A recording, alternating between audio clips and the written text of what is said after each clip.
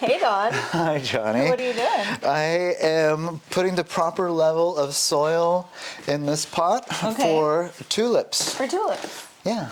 So we're still planting. Yes, it's the last, the last week of the month. December. Last week of the year. Dang near January 2026 coming up next week.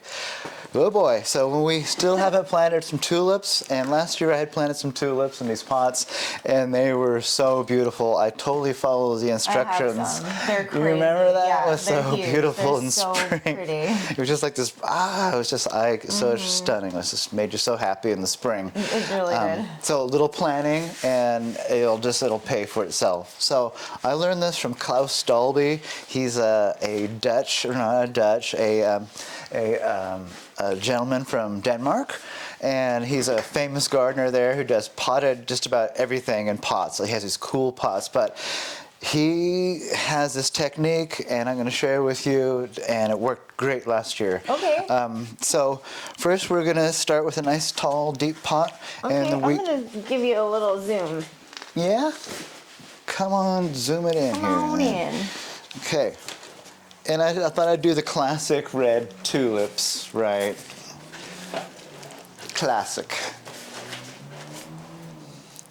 And so, with these classic red tulips here, we put them pretty deep. We want them at least 6 inches deep or so in the pot, 5-6 inches deep.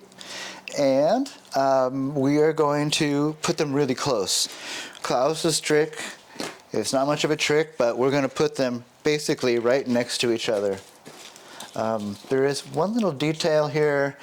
There is a flat side to the tulip bulb, and I'm putting the flat side to the outside, so all the leaves emerge the same way, and so they don't flop into each other. That's kind of a little tricky, one of those tips. Can you tilt down the pot a little bit? Yeah, so here's here. Yeah, so here I am placing them basically side by side. This one is soft. We're not going to plant that guy. We want a firm bulb. Of course, a little sprouting, pre-sprouting isn't going to hurt. I still can't see. Oh, I'm sorry. Oh, there we go. Here we go. Okay. Yeah. And then we'll just, what I'll do is I'll put them in there, and then, the count, and then I'll just straighten them out. But sounds good. Boop. So you can see what I'm doing here. Basically, we don't have to do it all the way here, but that's the idea. Really close. It more, I can't see. Yeah, there we go. Oh, there we go. Yeah. Really close. Very close. Okay. Closer the better. Really. You can put them right next to each other. And why is that? Just for that fullness in the spring. You got all those stems coming up, and it's just going to look just that much better. The more flowers, the better. It'll look wimpy too if you just had 4 bulbs in there coming up. It's like, yay, 4 bulbs, like 4 flowers, yay. We want a show. Right now I've got 1, 2, 3, 4, 5, 6, 7, 8, 9, 10, 11, 12, 13, 14, 15 bulbs in here. And they're very packed tight. Yeah, they're packed. Okay. They're in there. Boop. Yeah. So, yeah. And so, a note about the paper on here, sometimes it wants to come off. Leave it on there and just don't take it off even if it wants to come off. Leave it in there, plant it in there. It's important. Okay. Why? Maybe it keeps it a little warm. It was designed that way. Okay. We'll say that. Okay, so what I'm going to do now is I'm going to put a little soil right on top here. It's going to be easy breezy.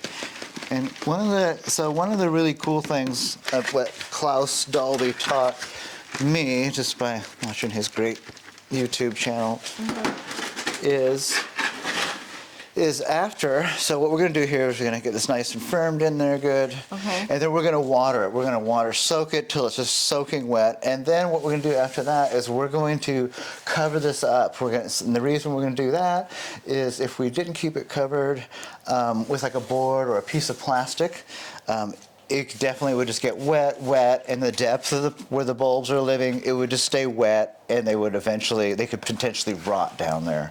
Okay, so we are setting this outside. This is not in the greenhouse. It needs to get some it needs to freeze. It needs to get as cold as possible. Okay. Yeah, it needs to Okay. get really cold temperatures to bloom properly. But if it gets too wet, it will soak it. Exactly. So either a covered porch or Yeah. just cover the Denmark container. is just wet winters too. I mean, they're cold up there, but I'm sure like along the coastal towns, you know, Copenhagen, whatever, it's wet winters. So he even does like layers of pots, and then he puts a piece of plywood on top, stacks pots on that, put pots on that, you know, layers and layers, and then throws a tarp over the whole thing. So he's got this big section of his yard with like 100 different, you know, like pre-planted pots just sitting there and then waiting for spring. Okay, maybe we'll do one of those. It's pretty cool. That'd be cool. Yeah, we'll definitely watch this one in the spring emerge. We'll keep an eye on this one here. And so, do we do basically the same thing with The daffodils?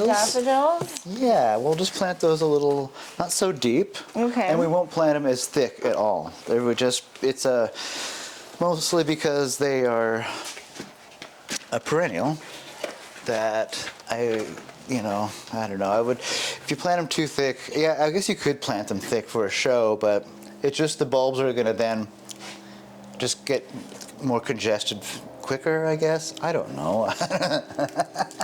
Okay.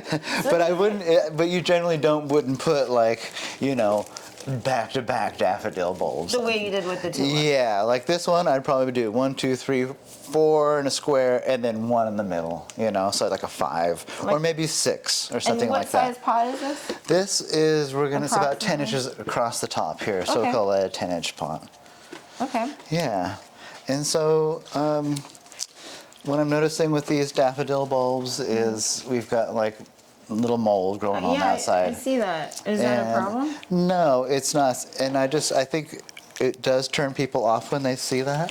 Okay. I know it would disturb me if I didn't know any better. I'm like, that's gross. It's all, and every time I touch them, it just puffs up spores. Thanks very much, but no thanks. But that is nothing. It's actually a good sign, because you know that this thing has not been treated with so many fungicides. And anyway, in Holland, they really are shy away from use of, they can't, because they're so densely populated with, Okay. you know, they can't use Maybe we can poisons. show what the mold looks like a little bit. Yeah, okay. It's a little, would you like me to come in and close on that? Sure. Yeah.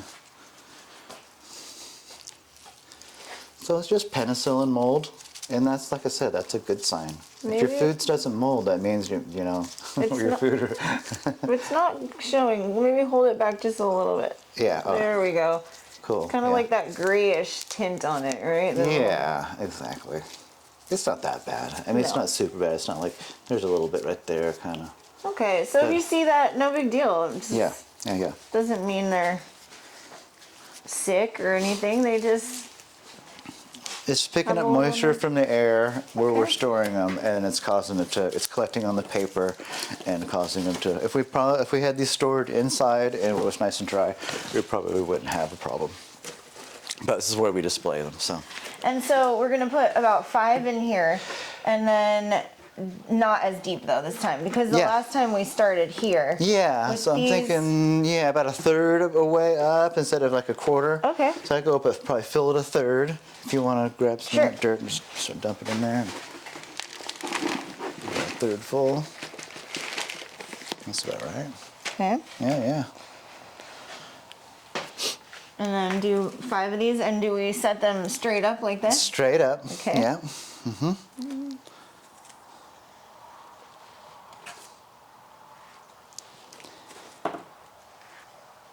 And 1 in the middle. Is that, One does that thing look good to you? yeah. One thing we're not doing here that we probably should have done, or what you can do. This is rich potting soil, but it still would be beneficial to underneath this is to put some 0, 10, 10. Basically, a lot of phosphorus and potassium underneath. So when the roots come out, they have a nice shot of phosphorus to go into. Okay, And what does that mean? I know, right? So what would they buy? What would it look like at the store? Well, simple, like we want to do organic and nice slow release would be bone meal, right? The classic bulb food, bone meal. Okay. But there's Does other that like, come in little pellet? No, that's the chicken. no, it's a dust. It's basically, dried up, cooked and then ground up bones, basically. Okay. And then, yeah. And Is then that it'll- pretty common for flowers in It general? is. It is, and you know, it's good for root growth, and yeah. But that's mostly phosphorus. But what we need is like phosphorus and potassium. So if we get like a bloom fertilizer is what I'm thinking of, Bloom with fertilizer. low nitrogen, would be a good. Okay. To just have, so when they just kind of go into it. Last time I did it, I did a Maxi. It was like a 2-10-10 or something like that. And I just sprinkled a little bit of the soluble fertilizer on the bottom as a granular and put a little layer of soil on top, planted the roots, and they came out good. That was as per recommendations of a daffodil.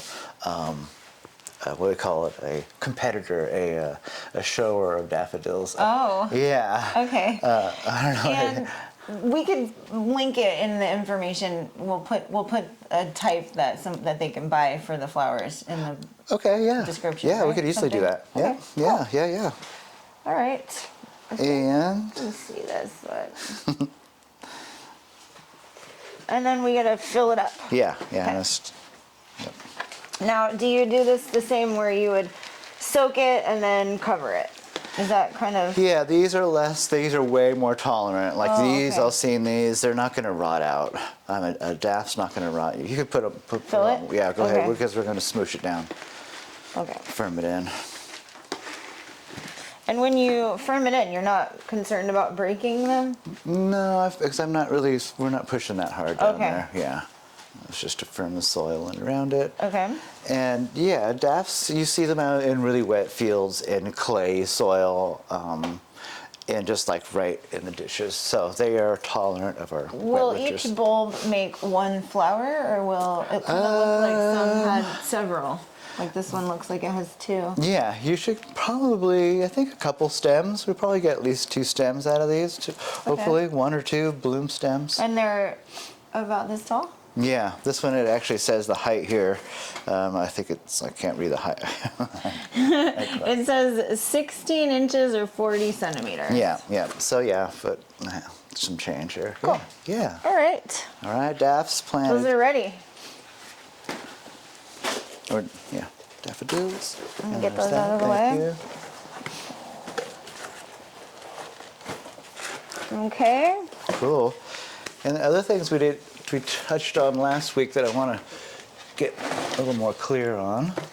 You like those, yeah? These are so cute. They're getting all dirt on them. Oops. Okay, was the garlic Yes. situation. We had a bunch of questions about the garlic. Boom, garlic, right? So let's pull this nice big one out. God, the thing is just so nice. I love this quality of the seed. I'm going to zoom in on you so Yeah, we can see check it out. exactly what you're doing. Yeah. Yeah. God, those are huge cloves. So it's important we plant the biggest cloves. You can plant all the cloves, but you'll find that the smaller cloves don't really amount to anything come July. So we're calling it cracked garlic. It's called cracking garlic, and you heard that. It's cracking. So that's what we call it, cracking garlic. So we're going to crack these. So we're just basically peeling off these outer cloves. Cracking garlic. Okay. See, and then sometimes you'll find a little wimpy one in the middle there. But here, Can you let's take just start. the wimpy one out? Yeah, we're not going to plant them because you can imagine if this thing, even if it did grow its little heart out as much as it could, and it did finish, it might be a bulb about that big, you know? So it'll be really tiny relative to, say, this clove right here. The plant will be huge, and we're going to get a fat bulb, a nice big bulb out of this clove. So at least 10 times. Okay. I'm thinking 10. 10 times? All right, that's pretty ambitious, but we'll see. So, yeah, so what we're going to do here is that we've got these separated out. Since we're just planting in a potting soil type thing, I can plant these relatively deep. If there's a heavy garden soil like earth, we would just plant them pretty shallow. On a little ridge would be good.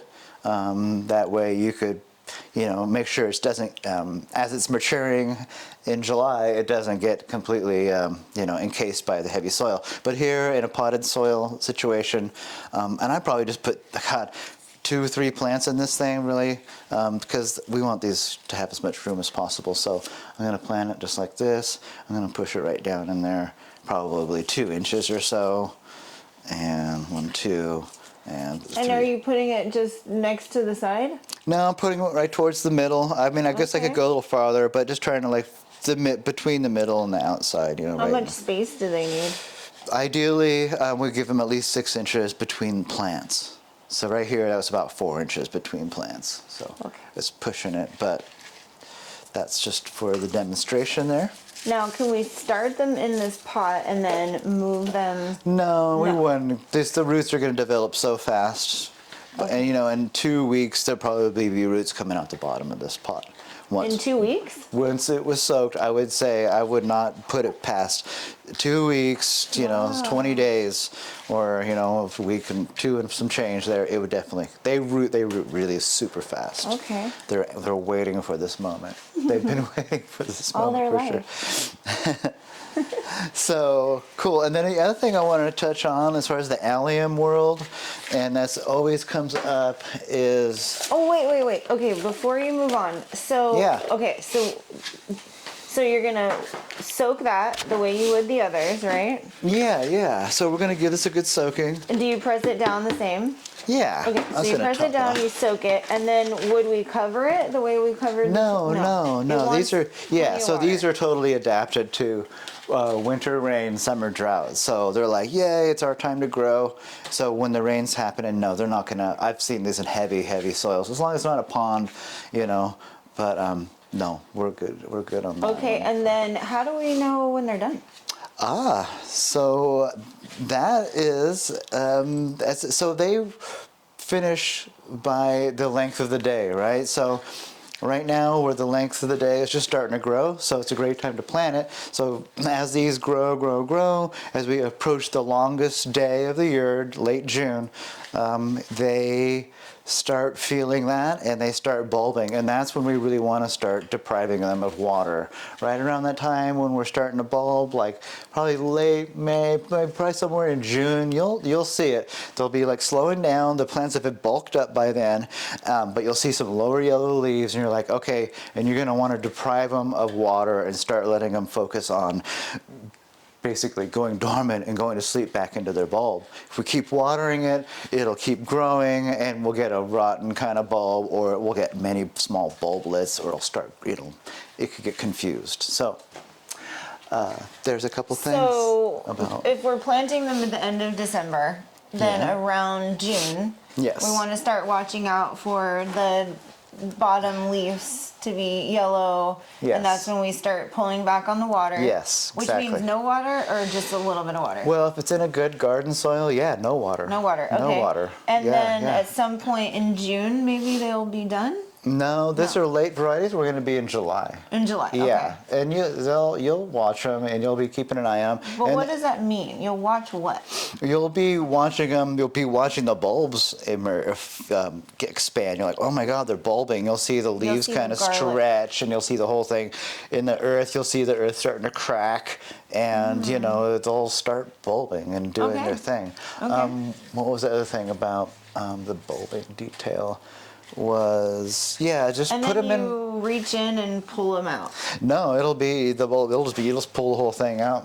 It'll be kind of flopped over, yellow. But you'll still have enough to it. Just grab it by the neck and pull it right out. Fresh You'll be garlic. like, yeah. You'll have 3 or so. You're like, yeah, this. garlic harvest is on.